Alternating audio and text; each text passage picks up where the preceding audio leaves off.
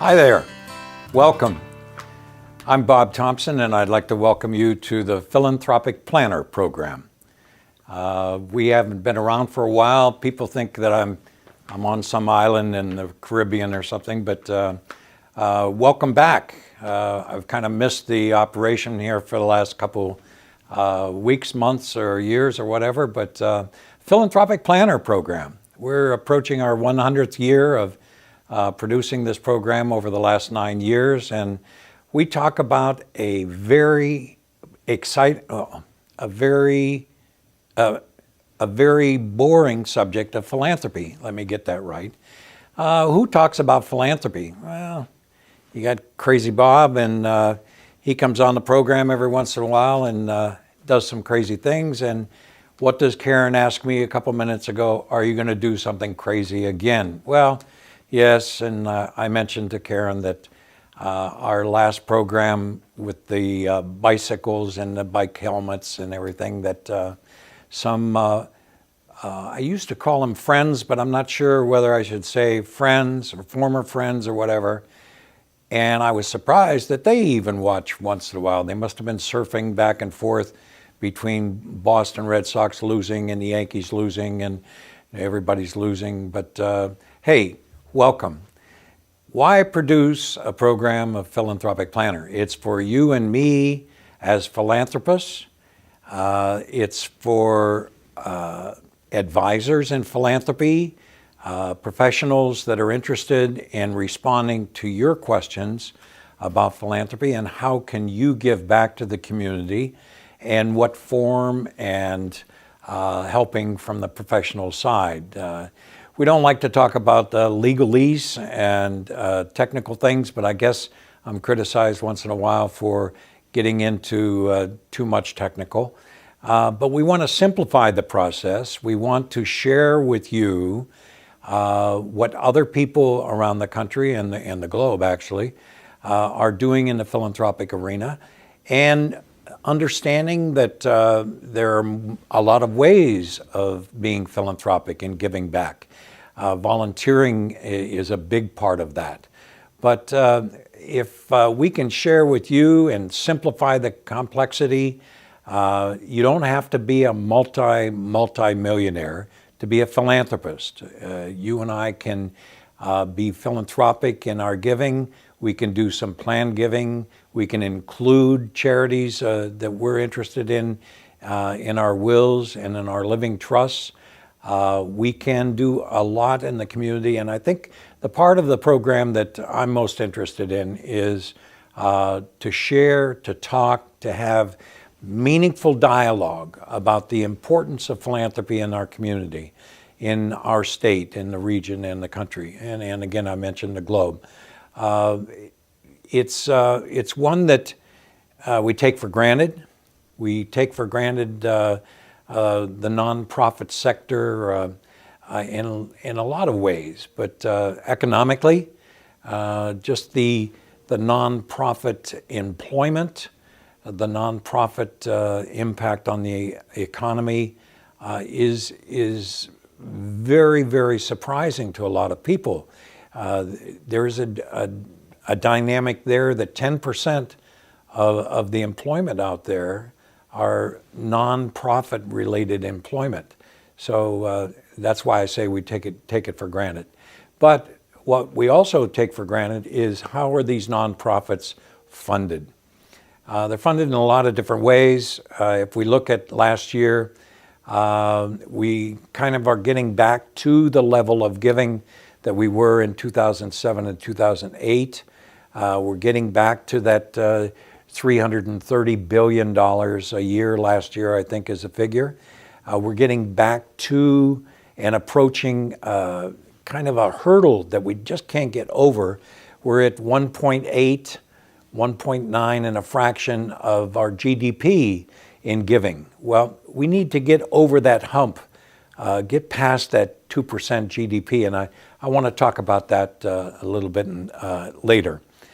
So since I saw you last, I've had a couple trips, and those trips have been related to philanthropy. We had a couple trips that with clients and talking about their gifting and modifying and changing a little bit of their planned giving. But also a trip to Chicago 3 weeks ago to the 20th annual Advisors in Philanthropy Conference. 20 years, I was kind of surprised at the 20-year figure, but this is a very significant meeting of advisors and professionals that come together every year. Attorneys, accountants, trust officers, community foundation, development professionals, nonprofit professionals, financial planners, insurance people, and so on. But they come together to share stories, to educate, to talk about what their practice is, what their clients are doing. This particular program 3 weeks ago started off with a family, the father, the patriarch of the family, and 2 or 3 of the children. But this gentleman, the father, had sold his business a few years ago for $400 million. And the underlying story of and the purpose of the presentation was the impact on the family and how the next generation, the children, and the third generation, the grandchildren, will or will not emulate and follow father's footsteps in the philanthropic sense. That kind of kicked off the meeting. It was created a lot of buzzing in the hallways and at the reception that evening. But some of the other programs, we bring together some people that over the last 20, 25 years have been major players in what was the National Committee on Planned Giving, which is now Partnerships in Philanthropy. Randy Fox, for example, just received the Todd Fithian Award. And I've mentioned Todd in the past, I'm sorry, Scott. Todd is his brother is the present president of Advisors in Philanthropy. But Scotty was our first president of Advisors in Philanthropy and died at a young age in his 40s of pancreatic cancer. But Scotty, as a planner, as an advisor, bridging, which we want to see more of, bridging over to the development side, and for the purpose of dealing with the donor client, it's the same person, the donor client. But Scotty talked about above the line in planning and below the line in planning.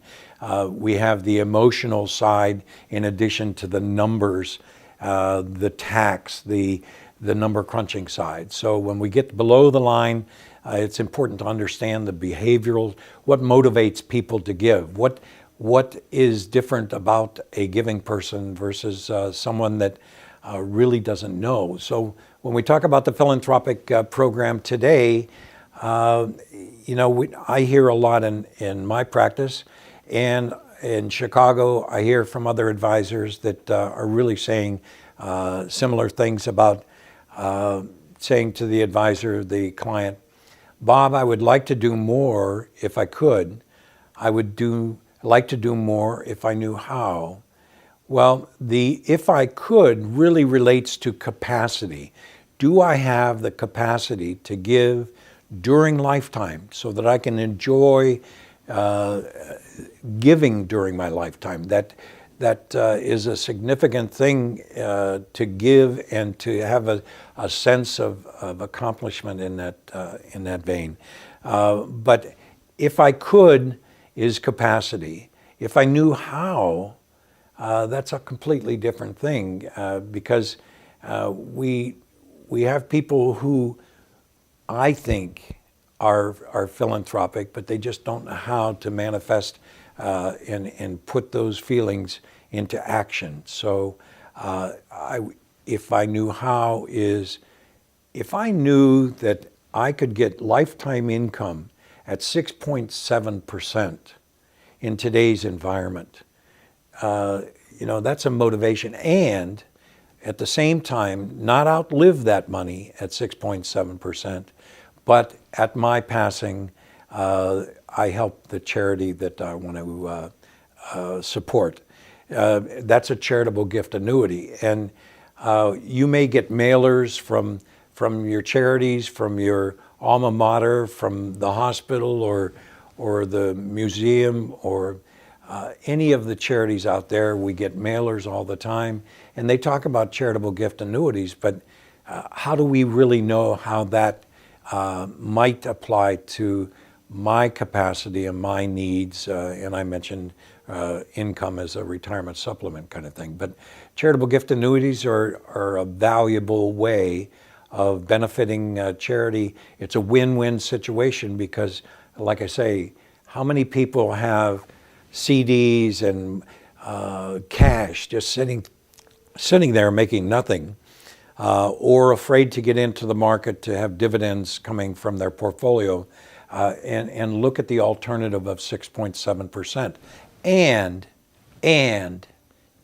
get a tax deduction when I set it up. So when I say a win-win situation, that's the type of thing that we need to communicate. We need to share and communicate in Main Street and in the public. So Chicago was a fun trip. It always is, to see old faces, to see familiar faces that we've known for quite some time, but real leaders in the industry. Les Winston, for example, is down in Miami. I've mentioned Les several times, and Les is the president of Advisors in Philanthropy Foundation. And the foundation is supporting advisors in getting the CAP designation, the CAP designation, Charter Advisors in Philanthropy. And I was going to talk about that a little bit later, but let me refer to it right now. Charter Advisor in Philanthropy, the CAP, we have 1,200 designees right now. And the effort of Advisors in Philanthropy Foundation is to get that a critical mass of 12,000 advisors. And again, these are advisors from different fields: nonprofit development professionals, advisors in financial planning, insurance people, trust officers, community foundation professionals, and so on. So we think in the future that that's a significant part. Now, I'm kind of getting the cart before the horse because I really did want to talk about unleashing the future. And I kind of stole the title from the Chronicle of Philanthropy issue, the current issue. And unleashing the future, the significant part about this particular issue is talking about online internet impact and how things are developing now. We could go back to the early 1990s and see how the internet started to influence our personal lives and commerce. My family, my staff, my friends know that I'm really not a techie. And it took me, I'd say about 15 years, 17 years to get away from my clam phone. And I came into I'm still behind. I mean, this is an old issue here, but when we talk about unleashing the future, we talk about online giving. And online giving last year increased in some areas 9% over the previous year, 17%, 40%, depending on the size of the nonprofit and so on. The biggest impact has been to nonprofits with budgets less than $1 million. But when we look at giving last year, overall, as being 2% growth, 2% growth. I mentioned that we would try to get over that GDP figure. But when we look at online internet connection and having that increase significantly, the authors of articles in the Chronicle here are talking about, is this an indication of the future? Well, it's taken us a long time in the nonprofit area, the last 25, 28 years, to get up to where society is. 85% of the people out there in our country are connected in some way with either a cell phone, a book, all of the technical things. But the nonprofit out here, we're sending out mailers, and we're afraid that this will hurt the relationship with the donor. So the nonprofit is caught between a rock and a hard place and saying, oh, we don't want to get too far into the tech area. We'll lose the communication and the relationship and the closeness. But if we take a step back and we have a development professional here, and the constituency of the nonprofit is tens of thousands, how is that development person who has probably 2 or 3 jobs with current annual giving, planned giving, capital campaigns, and so on? I mean, the nonprofit area is cash poor, so they've got to be going through hoops and just out there aggressively getting cash. But where is this additional the funds coming from? And they don't have the money for really getting the website and your buttons of giving now and killer apps. Well, the nonprofits that are really having these increases in internet giving have developed their website so that it's front page or cover page or whatever the terminology is, that it's friendly enough to where donors who are interested and they've Googled, and the influence of Amazon and Apple and having apps, killer apps, as Dr. Steve Myers says, is how do we get people really looking in and doing research and saying, I want to give to that charity. This is growing. The age group from 18 to 35 or 40, these people have grown up with this. This is a part of their everyday function. And Rob in my office says it's too much, that it's we can't get away from it. Okay, but the point is, these nonprofits that are having such success in this, and we're talking significant money, and will grow in the future, is that I am connecting relationships through this, whether it's Facebook or LinkedIn or whatever. And it is this group funding idea that on my Facebook page, I'm talking about that I gave to Gifts of Love. I gave to the food bank or whatever. And as friends see this and share this and share stories of how their gift impacted a needy family or what have you. So is this the future? I'd say, candidly, because I'm not a techie, I'm a little skeptical, but I'm becoming a believer. I'm becoming a believer that I see young children, and again, I can be critical in some respects because we need to get away from this in a lot of respects. But if we read about a 5-year-old in Alabama waffle store or shop, and inside looks out the window and sees a homeless man with a bag and an old bicycle, and he asks his mother, a 5-year-old. Duncan says, Mom, what is this man out here? She says, he's a homeless man. What does that mean? He doesn't have a home to live in. He doesn't have a place to eat. And Duncan convinced his mother to invite this homeless man into the waffle place and to buy him lunch. And the homeless man said that he didn't know what to buy. And little Duncan, the 5-year-old, brings him over a menu and says, you can order from this. And the homeless man wanted a hamburger. And he said, can I put bacon on it? And mother says, you can put as much bacon on that as you want. And the homeless man ordered and was served. And little 5-year-old Duncan, and this is where the story resonated and got viral, the little boy came over and sang a blessing to the homeless man. The homeless man cried as everybody in the waffle shop cried. Now, if we look at unleashing the future and we talk about young people, I had a guest on our program 3 or 4 months ago, a young lady, 12, 13 years old in school, and she hears about Feed the Children, and she and her mother started and they raised $15,000. And then we found out about Feed the Children and how hundreds of thousands of people are getting into this. Or we hear stories about Giving Tuesday.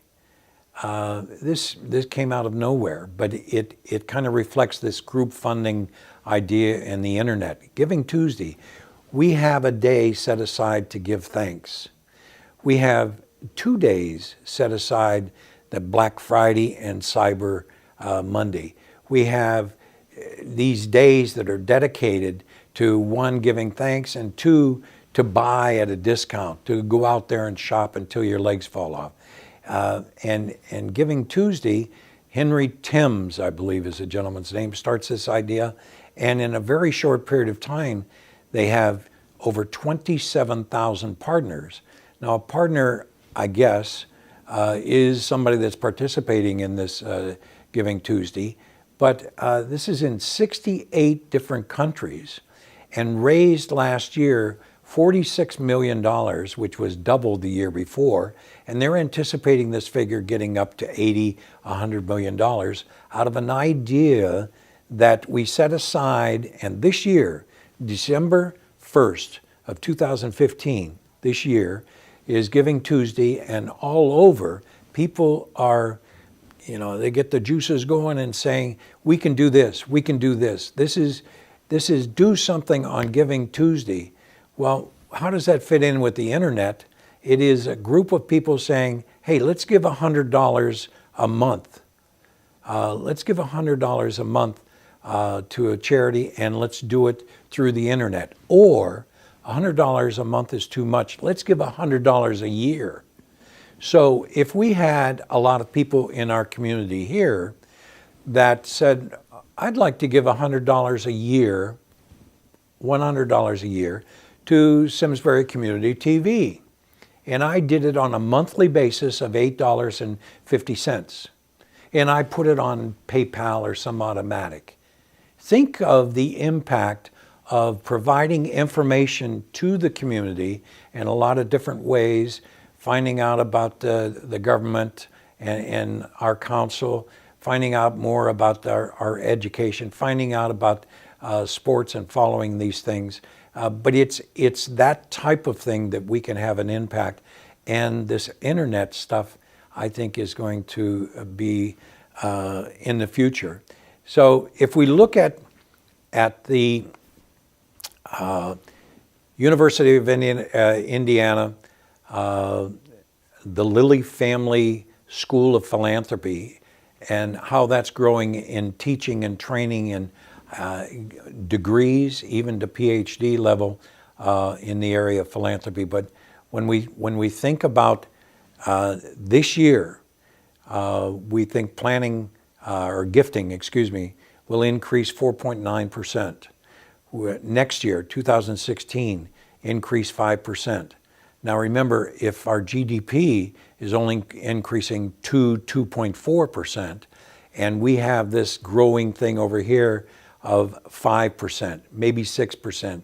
Can you imagine if philanthropy and giving in 1 year went from just about 2% to 2.5%, and 3 or 4 or 5 years from now it went from 2.5% to 3% of GDP, and the significance of $330 billion going to 5 or 6 or 700 billion, and compare that with tax revenue and the inefficiency of the tax revenue of I've got to raise taxes and receive $1.92 to deliver a dollar of services, where over here maybe we can have $1 go into nonprofit and still be diligent, still watch whether the nonprofit is being diligent in their spending, their expenses, and so on. But maybe the internet and the cost savings and the efficiency there will reduce the cost of raising money for that nonprofit. So I've become a believer. We still need to be diligent in watching, but I think younger people in the generation and the 5-year-old Duncans that learned in some way from his parents that giving really does a lot for your heart, and if we can communicate more to our youngers, like that family that started off the Advisors in Philanthropy conference in Chicago, and how the next generation and the third generation can learn and giving back to the community. Significant stuff, and I hope that you, at your time in the appropriate situation, that you'll talk a little bit more about how can I give back to the community, in what form. It can only be, it might be $25 or $50 or something more than what you've done in the past. We talk about black swans, and I've got to leave, but black swans are surprises, things that we weren't anticipating. And we always have to be prepared for those black swans. The black swan might be a crash in the stock market. Black swan may be some crisis that we're not expecting. But in hindsight, we look back at these things and say, oh, here's an unexpected consequence that in hindsight it taught us. But in foresight, if we do planning, if we know that philanthropy is a critical part of our society, and we look at Judeo-Christian and other religions, tzedakah on the Jewish side and charity on the Christian side, giving back is very meaningful. Hey, let's talk about that Charter Advisor in Philanthropy sometime in the future, because I think that's a part of unleashing the future. Thanks again. We'll see you the next time around.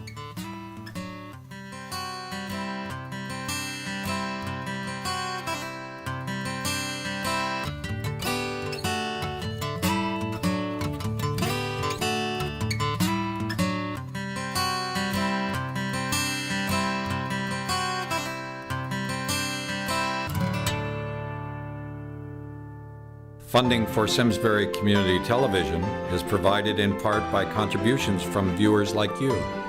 Thank you.